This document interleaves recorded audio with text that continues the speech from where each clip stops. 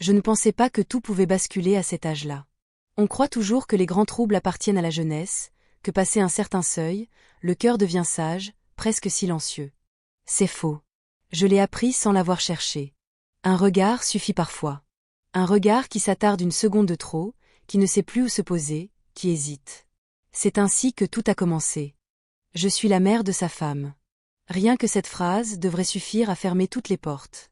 Et pourtant, j'ai senti quelque chose d'étrange, d'inconfortable, presque déplacé, mais terriblement humain. Mon gendre évitait mes yeux, puis les cherchait à nouveau. Je le remarquais dans les petits détails. Sa voix qui changeait légèrement quand il s'adressait à moi. Son silence soudain quand nous restions seuls dans la cuisine. Au début, je me suis raconté des histoires. La fatigue, l'imagination, la solitude peut-être. On se ment facilement quand la vérité dérange. Puis un jour, tout s'est figé. Il m'a parlé. Maladroitment. Avec des mots mal choisis, des pauses trop longues. Il n'a rien dit de choquant, rien de brutal. Mais le sens était là, clair, impossible à ignorer. Il m'a avoué qu'il ressentait quelque chose qu'il ne comprenait pas lui-même. Qu'il avait essayé de lutter. Que ce regard, justement, l'avait trahi. Le choc a été immédiat. J'ai senti la chaleur me monter au visage, comme une vague. J'ai pensé à ma fille, à la famille, à ce que les gens diraient. À ce qu'on n'a même pas le droit de penser. Mon premier réflexe a été le refus intérieur, presque violent. C'était impensable. Inacceptable. Et pourtant, dans ce tumulte, une autre vérité a surgi, plus lente, plus douloureuse. Car moi aussi, j'avais senti quelque chose. Pas au début. Pas volontairement. Mais avec le temps. Une attention particulière. Une présence rassurante. Cette façon qu'il avait de m'écouter vraiment, sans m'interrompre, sans me juger. Cela faisait longtemps que quelqu'un ne m'avait pas regardée comme une femme, mais simplement comme une personne vivante. Je ne voulais pas l'admettre. Je m'y refusais. Et pourtant, le reconnaître ne l'a pas créé. Cela existait déjà. Après ces mots, un silence lourd s'est installé. Rien n'était réglé, rien n'était décidé. Tout était suspendu. Je me suis sentie coupable, confuse, presque honteuse. Mais aussi terriblement lucide. Les sentiments ne demandent pas la permission. Ils arrivent, et ensuite, il faut vivre avec. Ou contre. Je savais que ce n'était que le début. Que cette confession allait changer quelque chose, même si nous faisions semblant de continuer comme avant. Il y avait désormais une vérité entre nous, invisible mais présente. Et je sentais, au fond de moi, que ce silence-là serait plus difficile à porter que n'importe quelle parole.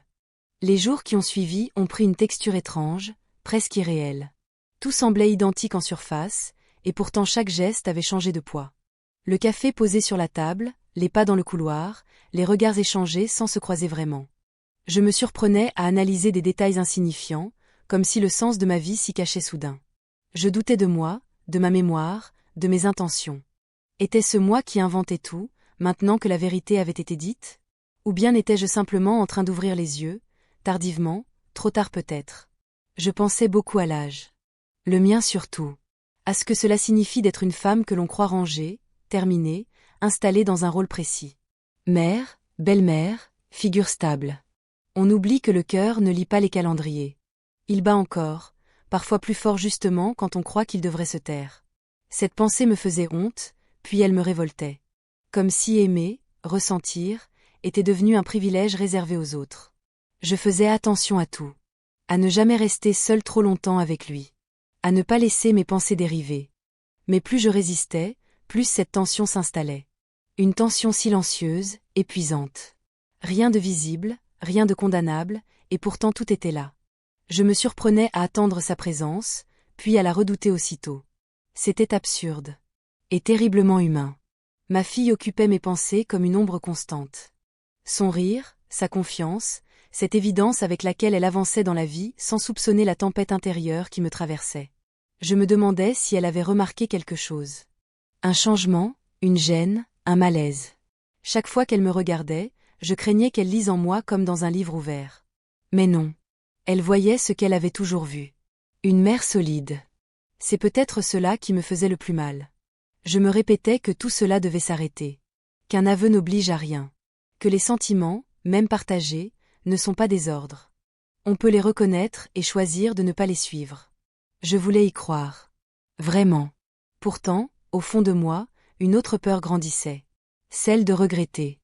Pas de céder, mais de ne jamais savoir ce qu'aurait été ma vie si j'avais eu le courage de regarder cette vérité en face. Chaque nuit, je refaisais le même chemin mental. La raison d'un côté. Le cœur de l'autre. Et au milieu, moi, fatigué de lutter, fatigué de prétendre.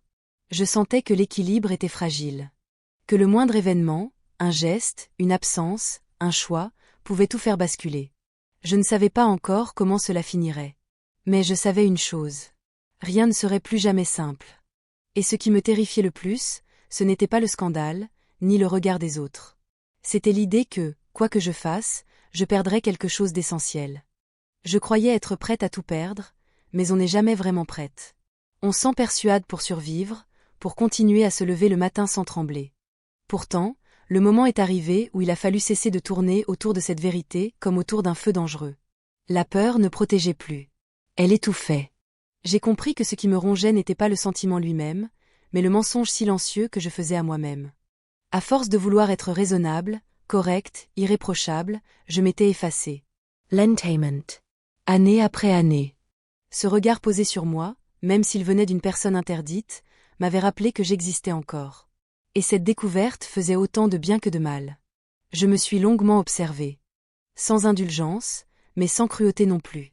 Je ne voulais pas devenir une femme amère, figée dans les regrets, répétant plus tard que la vie m'avait échappé.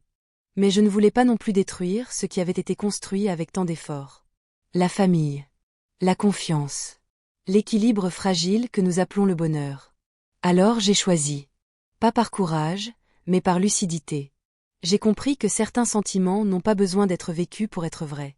Qu'ils peuvent exister, laisser une trace profonde, puis être déposés quelque part, comme un souvenir précieux qu'on ne touche plus. Cela n'efface pas la douleur, mais cela évite la destruction. Je me suis éloignée intérieurement. Pas avec froideur, pas avec mépris. Avec une douceur grave. J'ai cessé de nourrir ce qui brûlait. J'ai accepté la tristesse comme une compagne passagère. J'ai pleuré seule, souvent. Pas par faiblesse, mais parce qu'il fallait que cela sorte. Parce que même les femmes fortes ont le droit de pleurer quand personne ne regarde. Aujourd'hui, tout semble revenu à sa place. En apparence. Les repas de famille, les sourires, les habitudes. Rien n'a explosé. Rien n'a été révélé. Et pourtant, je sais que quelque chose en moi a changé à jamais. Je ne suis plus naïve. Je ne crois plus que le cœur se ferme avec l'âge. Il devient simplement plus discret, plus dangereux peut-être. Je garde cette histoire en moi, comme un secret lourd et silencieux. Non par honte, mais par respect. Pour ma fille. Pour moi. Pour cette part de vie que je n'ai pas vécue, mais qui m'a transformée malgré tout. Il y a des amours qui ne se vivent pas, et qui marquent plus profondément que celles qu'on a connues. Si je raconte cela aujourd'hui, ce n'est pas pour être jugé. C'est pour rappeler une chose simple, que beaucoup préfèrent oublier. Nous restons des êtres de chair et de sentiments jusqu'au dernier jour. Et parfois, la vraie force n'est pas de céder. Elle est de savoir renoncer sans se perdre.